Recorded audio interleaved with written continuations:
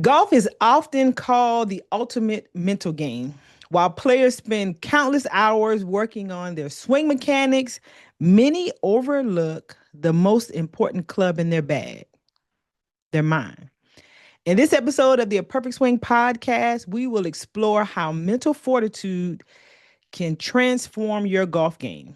We're going to discuss practical strategies to stay focused, manage frustration, recover from mistakes, and build confidence under pressure. Whether you're preparing for your next round, a business golf outing, or a tournament, these mental performance tips will help you play with greater consistency and composure. So, welcome back to the A Perfect Swing podcast, where we help you develop the skills, mindset, and confidence to succeed both on and off the golf course. I'm your host, Ashante Epps, LPJ Top 50 Best Teacher and CEO and founder of A Perfect Swing, Inc. Now, today we're discussing one of the most overlooked topics of golf performance. You get on the internet, you're researching your swing, you're looking at equipment, but oftentimes we don't really dive deep into our mental fortitude. And that is really a huge difference maker as it pertains to lowering your scores, winning tournaments, but really having a confident game overall. So, have you ever hit a great drive and then completely lost your focus on the next shot? What about starting a round? Man, you are hot. You're on fire. Par, par, par, birdie, par. And then all of a sudden, you have a double bogey. And then that double bogey leads to another double bogey, a triple bogey. You're sneaking a par. But literally, you go back to a double bogey round. Literally, that one hole knocked you off of your game. If that is the case, don't worry, you're not alone. You're a human. That's golf. So this is true. Golf challenges your mind just as much as your body.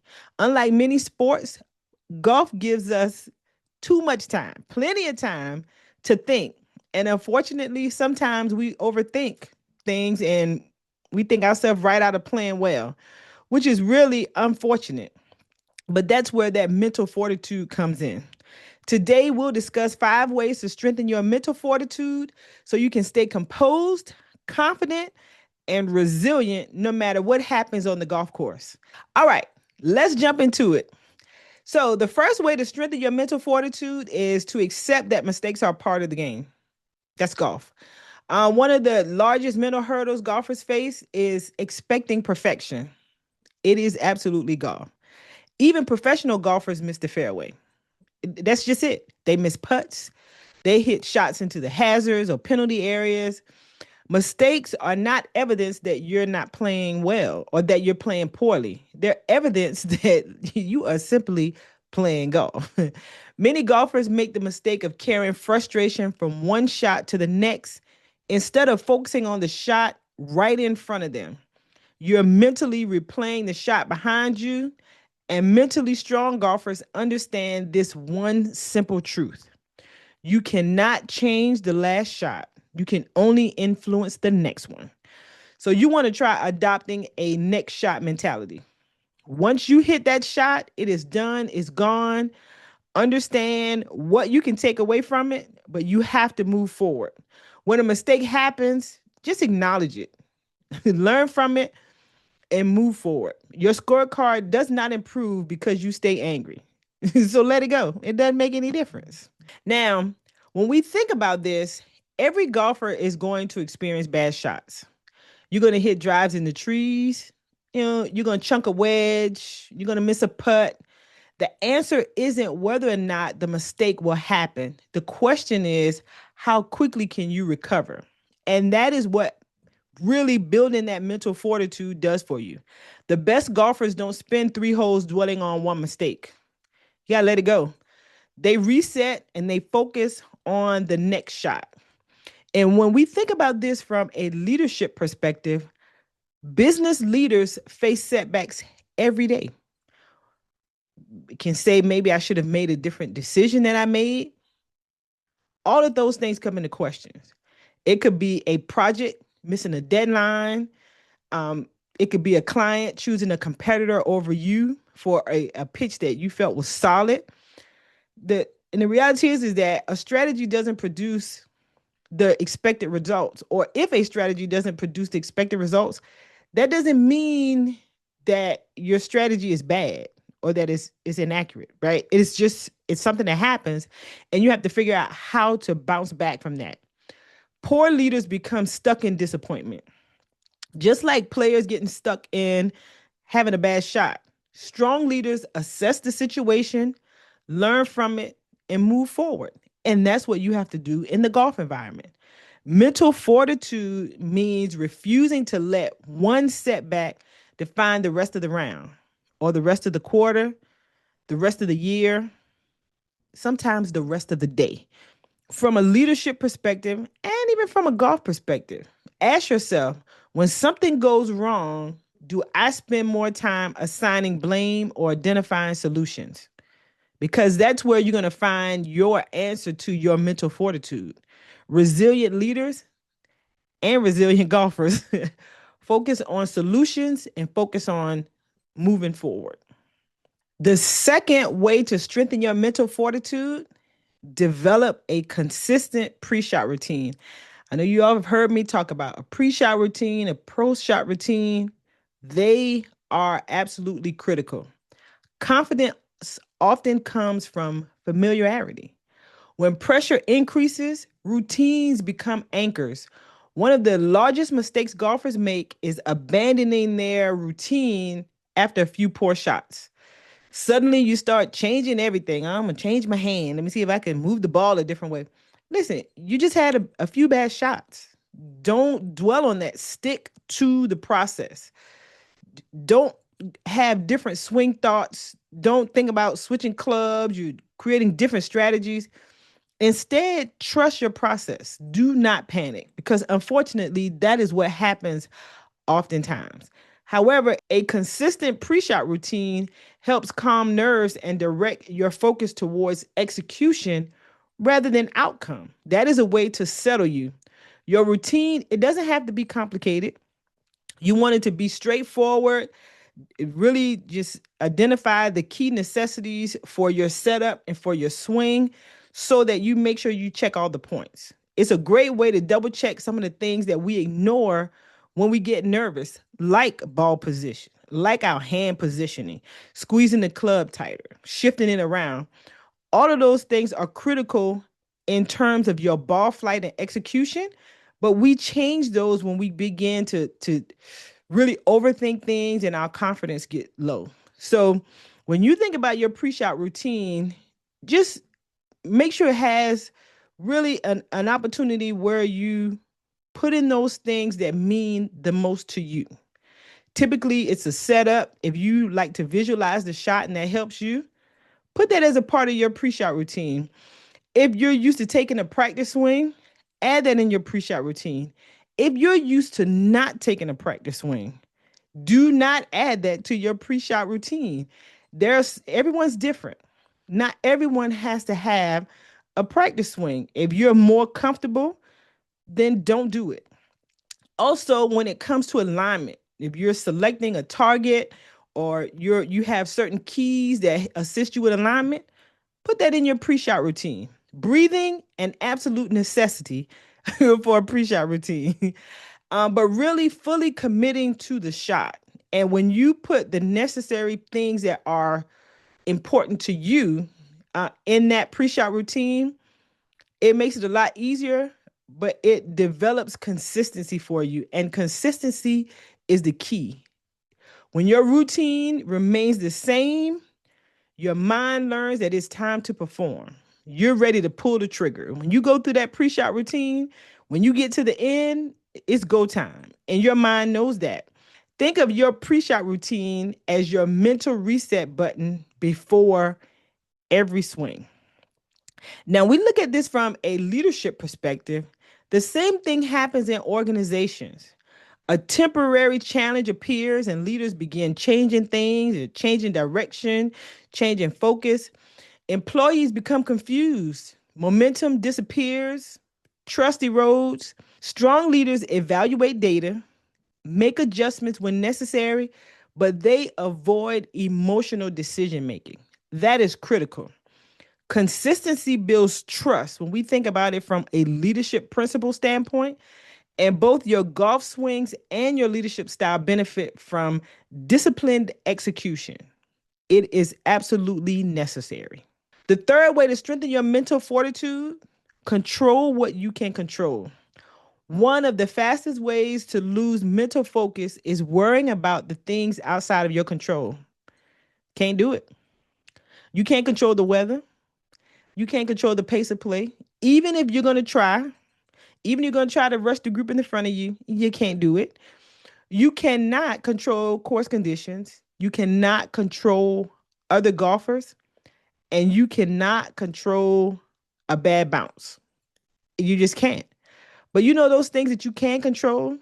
Your attitude, choosing to be happy, choosing to enjoy playing with the people that you're playing with, choosing to have a good time regardless of other things. You can also control your preparation. Controlling your preparation is critical. You can practice. You could be prepared. You can understand like how do I or what is my setup for when the ball is above my foot, when the ball is below my feet. If I'm going uphill, what should I do there? If I'm going downhill, what should I do there? Right. Those are things that you can prepare for. Your decision making, choosing to go for it, choosing to lay up, those are your decisions. You can control that. Your effort, what you're putting into that swing, as well as your response. Yeah. Just because the ball went in the woods, it didn't make you slam the club on the ground. That was you. So just note that you can control your response, and you absolutely should. Mentally tough golfers spend their energy on the things that they can control. And that makes for a more successful and a more enjoyable round. The next time you find yourself frustrated on the golf course, I want you to ask yourself this question: is this something I can control? If that answer is no, you got to let it go. If the answer is yes, focus on your energy in that direction, the things that you can control. The simplest mindset shift can really drastically improve your emotional consistency during your round. So do not take your choosing to focus on the things that you can control for granted, because it is an absolute necessity in the game of golf.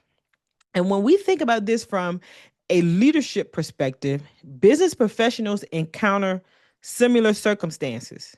Some things that we as business folks can't control: economic shifts. We wish we could. Industry disruption. Can't do it. Market changes. We can't. Competitors' actions. That's out of our control.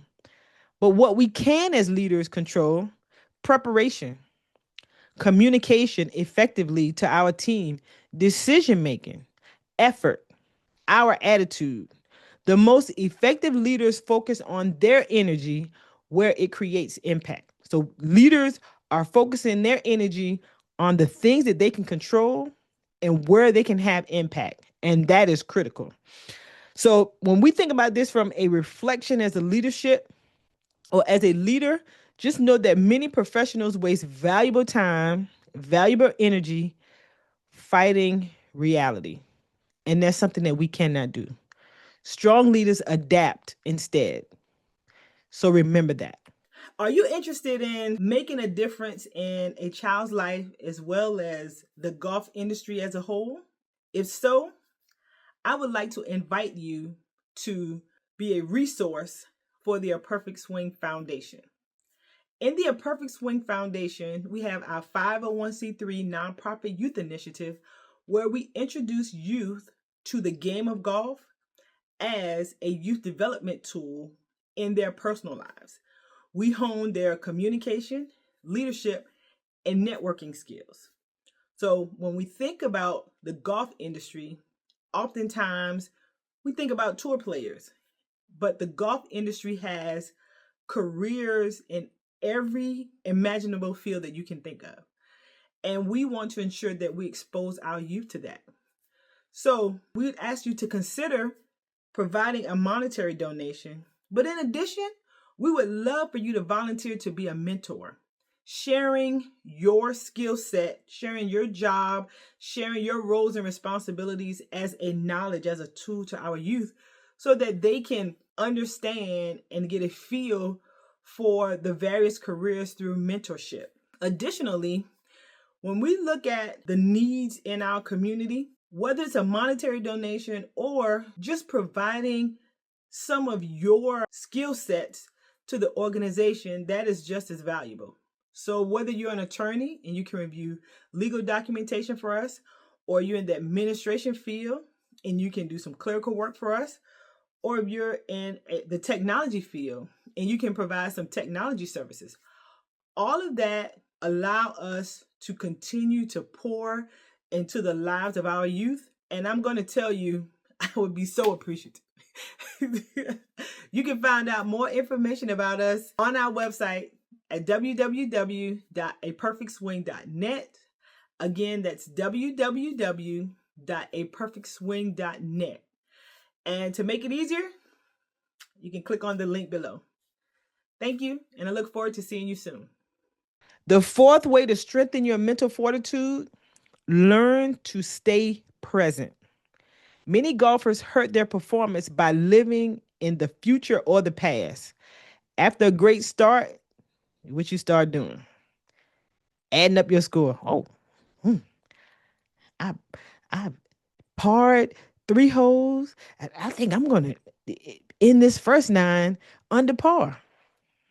You're right. Or after a poor hole, you start worrying about how you're going to finish. You start thinking about what everybody else is doing. Oh man, I'm not going to break 100 like I wanted to. Oh, I'm not going to do this. Or I'm not going to, or somebody else is playing really well. All that's sidetrack. All that's noise. You got to clear the noise. The problem is that neither place is where golf is played at its optimal performance. Golf is played in the present moment. One shot, one swing, one decision at a time. A useful mental exercise is focusing only on the shot directly in front of you. Listen, not the next hole, not the final score, not your handicap, not what somebody else is doing, just this shot. And when you stay present, you reduce anxiety and you improve your ability to execute. Stay in the moment. A single hole rarely determines an entire round. You can start hole one, you can double bogey hole one, but that doesn't mean your round is over. You can still come back and shoot a relatively great score just because you stay focused, you stay present, and you work on every shot every time. Good golfers understand that success comes from managing 18 holes, not obsessing over one. You got 18 holes. Don't obsess over one. They stay patient, they stay committed, they stay focused on the bigger picture. And that picture is the one that's standing right in the front of you. You're still staying present. And when we think about this from a leadership perspective, leadership requires the same perspective. Not every initiative will succeed immediately. Not every employee is going to develop overnight or at the same rate. Not every quarter is going to exceed your expectations. Exceptional leaders understand that sustainable success is built over time, not overnight. Patience is not passive. Patience is disciplined persistence. So that is something you want to be really, really clear about. Okay. The fifth way to strengthen your mental fortitude: build confidence through preparation. Confidence isn't something you magically find. Just because you say you're confident, that doesn't mean you're confident. It's something you build. The strongest confidence comes from preparation. When you're practicing your putting, when you're working on your short game, when you're prepared for the course, when you've developed a routine, pre-shot and post-shot, you naturally trust yourself more under pressure. This allows you to build that confidence. You know your distances. You know which clubs you aren't really comfortable with. You know if you need to make certain adjustments, be it for your stance or a club selection, depending on the distance. Like that is what practice gives you from a confidence perspective. And that is key. And many golfers try to create confidence through positive thinking alone, but that is not how it happens. Okay. Positive thinking helps, but confidence grows when preparation and belief work together. Let me say that one more time for the people in the back. Confidence grows when preparation and belief work together. You must practice to build that confidence. Before your next round, ask yourself, what have I done to prepare for success today? If you think back and say, I hadn't practiced in a month, I hadn't played in a month, I didn't warm up, didn't do any stretching, well, guess what? You have your answer. Because the answer to that question often determines how confident you'll feel when the pressure rises. And you want to be ready.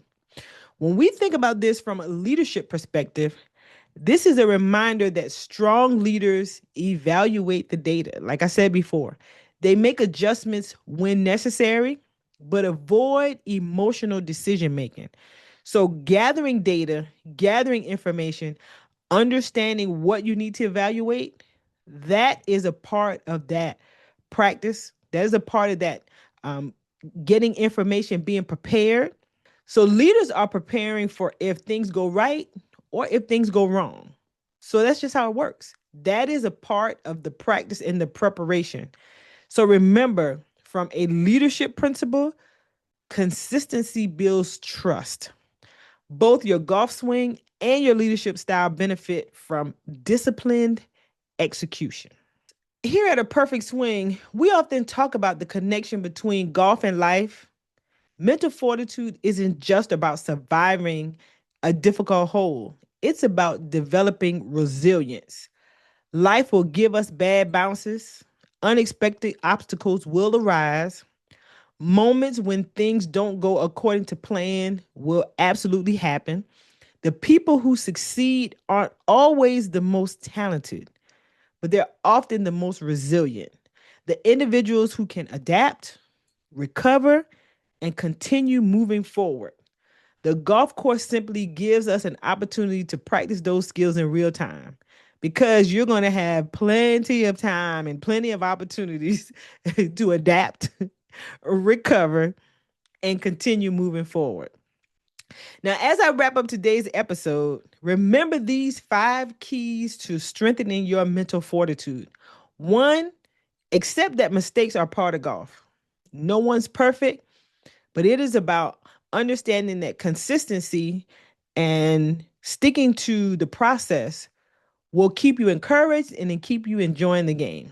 2, develop a consistent pre-shot routine. This allows you to develop a way to create consistency.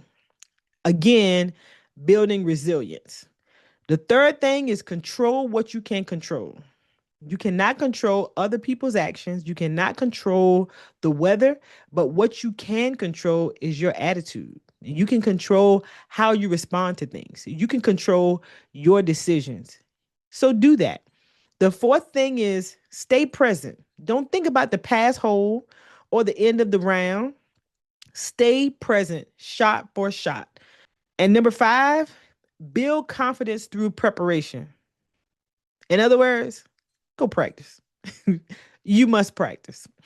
Your greatest improvement in golf may not come from changing your swing. It may come from strengthening your mental fortitude, that mindset. Thank you for joining the Perfect Swing podcast. If you enjoyed today's episode, please subscribe, leave a review, and share it with a fellow golfer who could benefit from a stronger mental game. Until next time, remember, a perfect swing isn't about perfection. It's about developing the consistency, the confidence, and the character to keep moving forward, one shot at a time. I'm Ashante Epps, and I look forward to seeing you on the course. Take care.